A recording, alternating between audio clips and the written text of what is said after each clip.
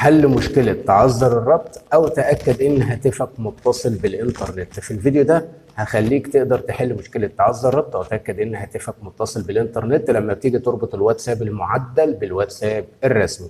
كل اللي عليك عايزك تتابع معايا الشرح من الأول للنهاية، وفي الفيديو ده صدقني هتقدر تربط أي نسخة. شوف النسخة اللي أنت بتحبها تمام، وابدأ ثبتها عندك وابدأ اعمل بيها ربط بينها وبين الرسمي. تمام. انا بالنسبه لي مجهز نسخه واتساب عمر الذهبي، تمام، وهوريكم الطريقه دلوقتي، بس تابع معايا الشرح. ولو لسه جديد ادخل اشترك في القناه وفعل زر الجرس على الكل. كل اللي عليك عايزك تدخل على المتجر بلاي وهتبدا تعمل في البحث هنا، هتبدا تكتب VPN. تمام.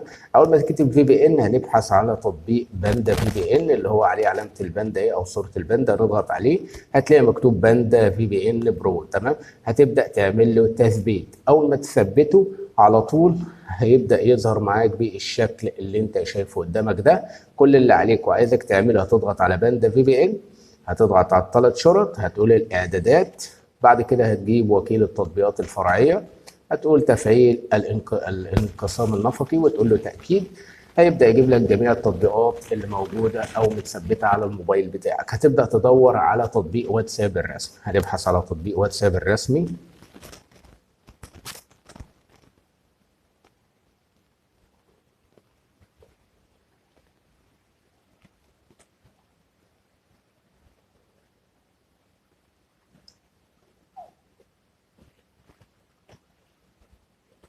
أو تطبيق واتساب الرسمي، هنبدأ نحدد على تطبيق واتساب الرسمي. بعد كده هنرجع تاني، هنقول تفعيل، هنبدأ نفعله كده تم الاتصال. كل اللي علينا هنبدأ نخرج ونجيب موبايل تاني نجهز الكاميرا بتاعته عشان نصور QR كود بتاعنا.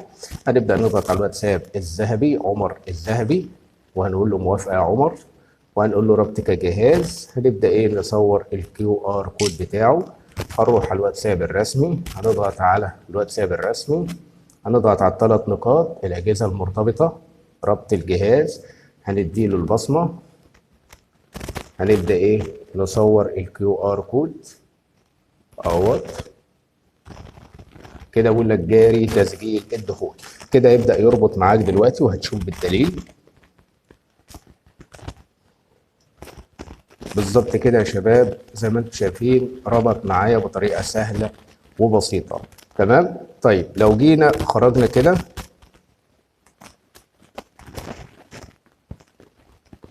هنروح على تطبيق VPN، هنبدا نوقفه الاول. بعد كده هنروح على الواتساب عمر الذهبي نضغط عليه، هتلاقيه فتح معايا على طول بالشكل اللي انتم شايفينه ده. هنضغط عليه وهنقول له تم وهنقول موافقه وهنقول اوكي وهنبدا نرجع خطوه. تمام. بس في ملحوظه يا شباب، يعني انا لفتت انتباهي. تمام. المفروض تقريبا انا كنت رابط 3 اجهزه، ازاي بقوا 3 اجهزه؟ فمش عارف الخطوه دي حصلت ازاي، يعني هو شال جهاز وحط جهاز مكانه يعني. لو رجعنا كده نضغط على ال3 نقاط تاني، الاجهزه المرتبطه 3 اجهزه فعلا. تمام. القرار على جهاز لتسجيل الخروج من ذلك للجهاز. تمام. المفروض اللي انا اساسا رابط واتساب الاحمر ادي جهاز، ورابط واتساب الذهبي ماشي، ورابط واتساب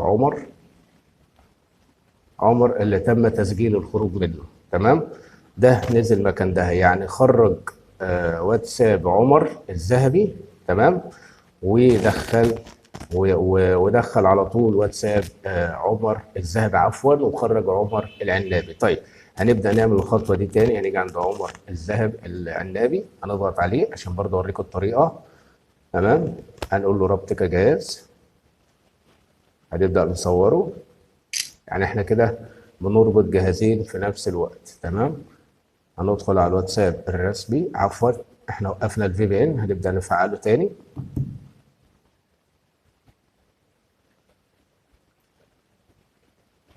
هنجيب واتساب الرسمي، هنديله البصمه، هنجهز الصوره بتاعتنا. هو المفروض يربط 4 اجهزه مش QR كود. هنا جاري تسجيل الدخول.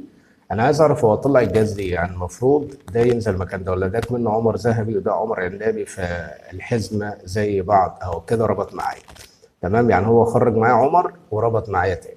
بعد كده يا شباب زي ما انتم شايفين الجهاز ربط معايا بكل سهوله. لو رحنا كده وضغطنا على الواتساب هتلاقي جاري تحميل الدردشات زي ما انتم شايفين كده يا شباب. تمام. لو خرجنا كده خالص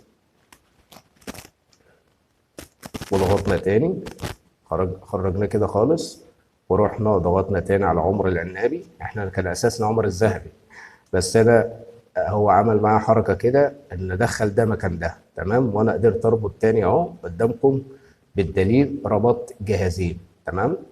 قدامكم بالدليل ربطت جهازين اهو.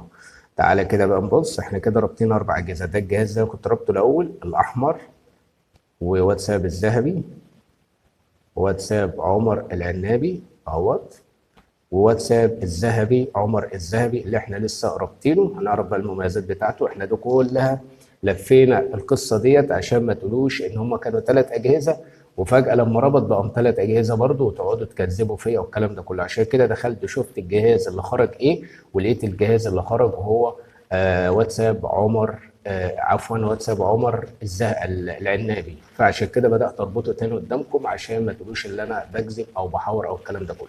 هنبدا نضغط هنا على ال3 نقاط وهنجيب اضافات عمر. هنا طبعا الخصوصيه والقفل، نتفعل بقى وضع الشبح، اخفاء الظهور، دي كلها المميزات اهيت. تمام. اللي انت حابب تفعلها دي كلها المميزات. تمام. انا بس كل اللي عايزك تعمله اللي انت زي ما قلت لك كده، كل اللي عليك بتستخدم باندا في بي ان وبتحدد على الواتساب الرسمي، وبعد كده بتفعل. بعد ايه بتبدا ايه تجيب الواتساب مثلا معدل، تبدا تجيب الكيو ار كود بتاعه وتبدا تصوره وتبدا تدخل على الواتساب الرسمي، تبدا ايه تلقط الصوره اللي انت صورتها بتاعت الكيو ار كود. فخلاص على كده ايه بيبدا يربط معاك. بعد كده لازم تدخل تقفل تطبيق باندا في بي ان بالشكل ده كده. تمام. اتمنى اكون وصلت لكم المعلومه بشكل سليم. لو عجبك الفيديو لا تنسى الاشتراك في القناه وتفعيل زر الجرس على الكل، واشوفكم في فيديو جديد. السلام عليكم.